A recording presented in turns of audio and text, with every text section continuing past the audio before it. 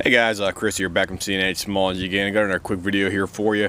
We did the initial testing and the review for the new Geissele Super 42 buffer spring in my cabin here a couple days ago, and I just want to show you what the actual springs look like compared to the A5 and the rifle length system specifically for that, so you get some kind of a reference point to go on if you do want to have this kind of upgrade for your weapon out here for that. So what I have right here next to each other is the Geissele and the JP rifles buffer spring right here. This one right here is a JP buffer spring, and this one is the Geissele springs right here as well too. So if you want to get the actual length difference right there, the Geissele one is about an inch and a quarter longer than the JP rifles polished buffer spring right here for that, and the Geissele one is a braided spring for reference points. And what I have right next to those two right here is the buffer for the A5 system right here. This is the Vltor A5 buffer right here, and this is the rifle length lower buffer right here for that. So we have the two buffer systems right here, or I should say the two lower receivers, sorry about that. Vltor A5 lower right here, Vltor A5 with the A5 extension right here, and this is the rifle length lower right here as well to the A2 rifle length lower here for comparison as well too, guys.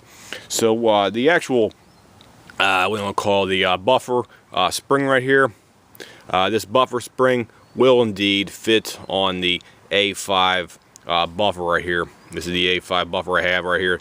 This is a it says A3 on here. However, this is it is basically an A4 buffer right here, because I took all the weights out and put all tungsten weights in there for that. So technically this one right here is a H4 buffer right here, so it's about, I think about 6.8 ounces right there given for that one specific one. And this one right here is a typical rifle length buffer. I took all the I basically took the spacer off, the actual aluminum spacer down inside there, and I put all steel weights, and I also put the A5 Vltor buffer spring in the back right here, so there's no movement at all when you shake it back and forth right here, because typically if you have the regular buffer, you'll hear the weights bouncing around down inside here. This one has a spring, so there's no movement of the actual buffer weights inside. And this one is the same thing. You also have a tension spring on the back, right in the back here. Keeps the buffer springs in proper area. And I'll even show you right here. I got to put the camera down first to show you here, because I got to put the new new Geissele spring onto the H4 Vltor A5 buffer here. So I'll go ahead and do that. Let me put my camera down here real quick, and I'll show you it actually fits onto the H4 buffer from the Vltor buffer system right here for that, guy. So bear with me here for a couple seconds.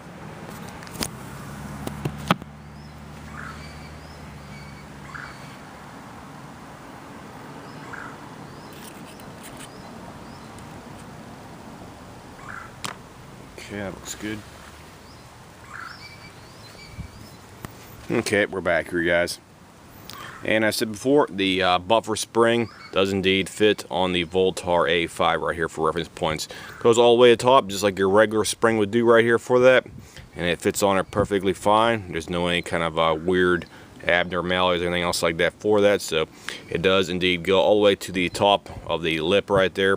So it fits perfectly fine using the H4 Vltor buffer right here. This is the H4 Vltor buffer system right here, and it fits the Geissele Super 42 braided wire spring. Fits perfectly fine. So I'll go ahead and take this one off here, and I'll demonstrate, because this H4 buffer originally goes on this one right here for the JP rifles I had in the current Vltor low right here. We'll be doing a probably test video up the cabin here at a later date. I didn't bring enough ammunition the last time I was up there to do a test video by swapping out the braided one for the JP rifles buffer spring right here using the Vltor one right there for that. So I'll go ahead and show you for verification that the buffer one fits in that one right here, and I'll go ahead and put it back into the JP rifles 7% overstock spring right here, the actual polished JP rifle spring here for reference as well too, guys. Okay.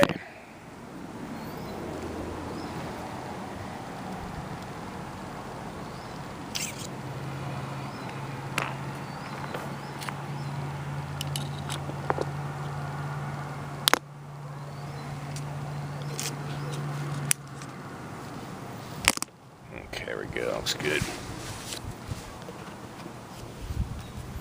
Okay, we got the original buffer back into the spring right there for that. So we put the original JP Rifles buffer spring back in, or actually back up onto the H4 buffer right here from Vltor. So it fits fine, guys. So I just wanted to give you a recommendation right there.